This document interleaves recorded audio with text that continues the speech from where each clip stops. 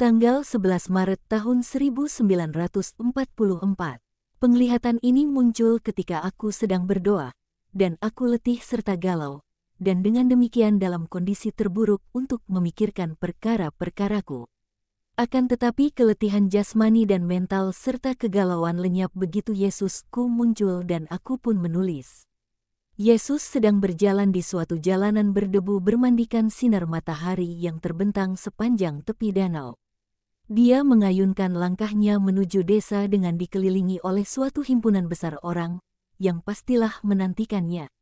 Orang banyak berdesak-desakan sekelilingnya meski pada kenyataannya para rasul mendorong dengan tangan dan bahu mereka untuk membuka jalan baginya dan berseru-seru membujuk orang banyak untuk memberi jalan. Tetapi Yesus tidak marah oleh begitu banyak kekacauan, sebab dia lebih tinggi satu kepala dari mereka yang di sekelilingnya. Dia menatap dan tersenyum ramah pada halayak ramai yang berhimpitan sekelilingnya.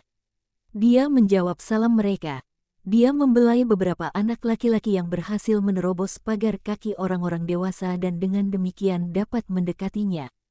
Dia menumpangkan tangannya ke atas kepala bayi-bayi yang diunjukkan ibu mereka di atas orang-orang yang lebih dekat dengan Yesus, sehingga dia dapat menjamahnya. Dan dia terus berjalan, dengan perlahan, dengan sabar, di tengah teriakan dan desakan terus-menerus yang tentunya akan menjengkelkan orang lain. Seorang laki-laki berteriak, "Beri jalan, beri jalan." Suatu suara yang terengah-engah dan pastilah dikenal orang banyak, jelas suara dari seorang yang berpengaruh. Karena orang banyak membuka jalan, meski dengan susah payah, sebab begitu berjubel, guna membiarkan lewat seorang laki-laki sekitar 50 tahun usianya.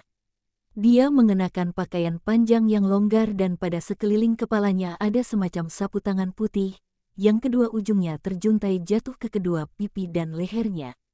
Ketika tiba di hadapan Yesus, dia prostratio di depan kakinya dan berkata, "Oh, Guru, mengapakah engkau pergi begitu lama? Gadis kecilku sakit parah, tak seorang pun dapat menyembuhkannya. Hanya engkau sajalah harapan ibunya dan harapanku.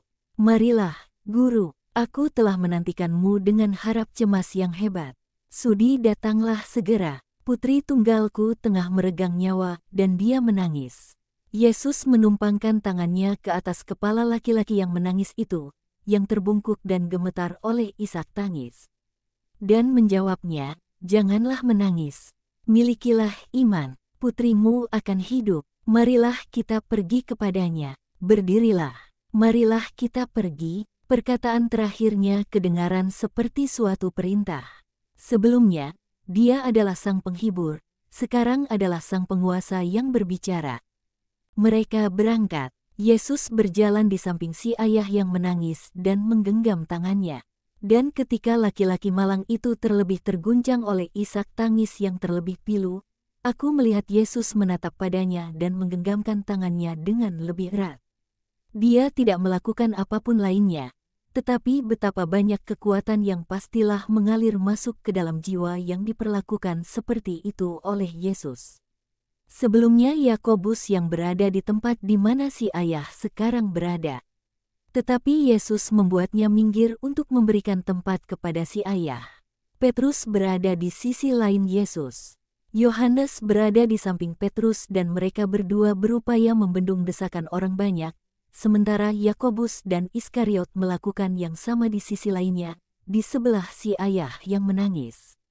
Sebagian murid lainnya berada di depan, sebagian di belakang Yesus. Tetapi betapa suatu tugas yang mustahil, teristimewa bagi ketiga murid yang di belakang. Di antaranya aku melihat Matius tidak dapat menahan tembok manusia itu.